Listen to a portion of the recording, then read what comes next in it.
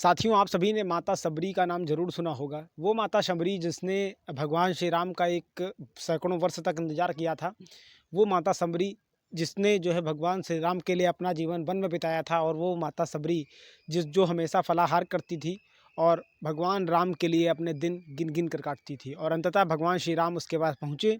और भगवान श्री राम ने खुद माता शबरी के जूठे बेर खाकर उसका उद्धार कर दिया था। लेकिन हम आपको आज मिलाएँगे एक ऐसी ही सबरी माता से, यानी कि आज की, यानी कलयुग की सबरी माँ से, जिसने भगवान श्री राम के लिए बीते 30 सालों से व्रत रखा हुआ है, और उसकी अटल प्रतिज्ञा थी कि जब तक अयोध्या में भगवान श्री राम का भव्य मंदिर नहीं बन जाता, तब तक वो जो है मौन व्रत ही रखेगी, और तब तक वो किसी से भी बात नहीं करेगी। तो जी हाँ साथियों, आपको लिए चलते हैं अयोध्या से लगभग 1000 किलोमीटर दूर स्थित झारखंड के धनबाद। और धनबाद के पास ही एक इलाका है कटल गाँव, और यहाँ की एक माता जी हैं जिनका नाम है सरस्वती। और यहीं पर सरस्वती अग्रवाल जी, यानी उनका पूरा नाम है सरस्वती अग्रवाल, वो जो हैं वो रहती थीं। लेकिन भगवान श्री राम में उनकी इतनी आस्था थी कि उन्होंने बीते 30 वर्षों से जो है बिना कुछ, एक तरीके से यूँ कहें कि बिना किसी से बोले हुए उन्होंने अपना अपना जीवन काटा है। और वो भगवान श्री राम के मंदिर के लिए, यानी भगवान श्री राम के उस पवित्र स्थल के लिए वो हमेशा से ही इतना समर्पित रही हैं कि वो उन्होंने मतलब जो है अपना पूरा पूरा का पूरा जीवन उन्हें दे दिया है। और हमेशा वो जो है उन्हें जो है हमेशा आप भगवान श्री राम का भजन करते हुए रामाधुन में ही देखेंगे। और वो हमेशा उनके पास पास अगर कोई भी रतन है तो वो सिर्फ राम रतन है, और उसी को ले को वो जो है कापी कलम पर व्यक्त कर देती हैं। अगर हम बात करें उनके जीवन की और किस तरीके से उन्हें प्रेरणा मिली, तो आपको बताऊँ कि ये आज की वो माता शबरी सरस्वती अग्रवाल जी हैं, जिनके जो है मतलब धनबाद के वहाँ पर रहती हैं, और ये जो है राजस्थान की रहने वाली थीं, और इनकी जो शादी थी वो धनबाद इनके इसी गाँव में, जिस गाँव का मैंने नाम बताया, वहाँ पर हुई थी। और इसके बाद में अपने कुछ वर्षों के बाद में, शादी के बाद, मतलब ये 6 दिसंबर 1992 को ये अयोध्या आईं। और क्योंकि ये महंत नृत्य गोपाल दास की शिष्या थीं, और इसके बाद में महंत नृत्य गोपाल दास की ही प्रेरणा पर ये वहाँ पर रुकीं, और इसके बाद में उन्होंने कार सेवा में ही भाग लिया। इनके जो पति थे उन्होंने भी कार सेवा में भाग लिया। इसके बाद उन्हीं के आदेशानुसार ये जो है पहुँच जाती हैं चित्रकूट धाम माता कामतानाथ दर्शन के, और वहाँ पर प्रतिदिन जो है वो कामतानाथ के दर्शन किया करती थीं। और वहाँ उनके जो परिक्रमा है, यानी कि 14 किलोमीटर जो लंबा परिक्रमा मार्ग है, उसको वो नित्य प्रति उसको जो है वहाँ पर परिक्रमा करती थीं। और इस तरीके से उन्होंने मतलब जो है अपना जो जीवन था उस तीर्थ यात्राओं में, भगवान श्री राम से जुड़े स्थलों में, और चाहे वो बद्रीनाथ धाम हो, चाहे वो केदारनाथ धाम हो, चाहे वो अयोध्या धाम हो, और चाहे वो मथुरा वृंदावन धाम हो, ऐसी ही जगहों पर घूम-घूम कर और भक्ति के रस का आनंद लेते हुए मतलब जो है अपने जीवन को जिया है। तो जी हाँ साथियों, जब ये वक़्त आता है 1992 का, और इसके बाद में वहाँ पर ढाँचा गिरता है, तो उसी दिन ये प्रण लेती हैं कि मैं इसके बाद में तब तक जो है मौन व्रत रखूँगी, जब तक कि मैं भगवान श्री राम का मंदिर बनते हुए देख नहीं लेती हूँ। और इस तरीके से इस अटल प्रतिज्ञ महिला ने उस दिन से लेकर आज तक ये हमेशा ही अपने बच्चों से किसी से भी इसने बात नहीं की है। अगर हम इनके संतानों की बात करें तो इनके 4 बेटियों और 4 बेटों सहित कुल 8 संतानें हैं। और इन संतानों में कई तो बीपी मतलब अच्छी-अच्छी पोस्टों पर भी हैं, और इसके बाद भी बेटों ने कई बार समझाया भी कि माँ आप अपनी वो ज़िद तोड़ दें, और लेकिन माँ अपने हठ पर इस तरीके से कायम थी कि उसने जो है बिल्कुल भी किसी भी तरीके से इसे मानने से इनकार कर दिया। अगर हम इनके एक एक बात इनकी और बताएँ तो वो भी बड़ी ख़ास है। जिस दिन से भगवान मतलब जो है भगवान श्री राम का, यानी कि आधारशिला रखी गई थी मंदिर की, उस दिन से भी इनके साथ एक प्रण और जुड़ा हुआ है। कहते हैं कि उसी दिन से इन्होंने अल्पाहार लेना शुरू कर दिया था,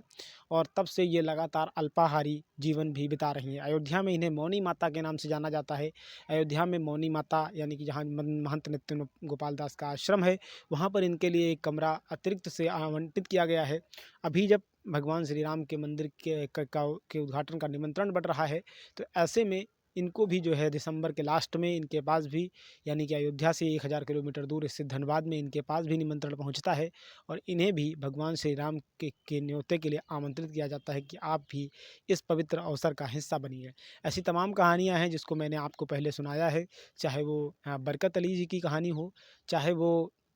उन शख्सियत की कहानी हो जिसने विध्वंस के दौरान जो है अपने हाथ पैर गंवा दिए थे, लेकिन उसके बाद में भी उसे खुशी है कि वो जो है इस पवित्र पल का साक्षी बन रहा हो, और चाहे वो बाबा हों जो मध्य प्रदेश के बाबा थे,